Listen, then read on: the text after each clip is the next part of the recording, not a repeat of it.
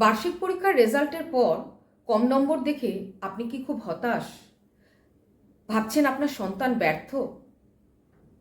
আমাকে একবার এক ছাত্র প্রশ্ন করেছিল, ম্যাম, আমি তো মাত্র 70% নম্বর পেয়েছি, আমি কি খুব খারাপ ছাত্র? তাকে আমি একটি প্রশ্ন করেছিলাম, তুমি কি চেষ্টা করেছিলে?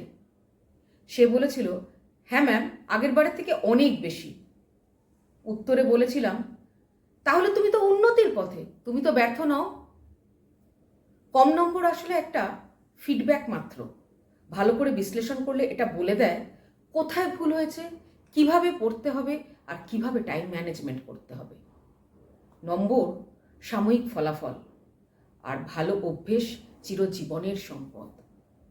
তাই যদি দেখেন আপনার সন্তান চেষ্টা করছে, আগের বারের থেকে একটু হলেও বেশি নম্বর পেয়েছে, তাহলে সে তো উন্নতির পথে।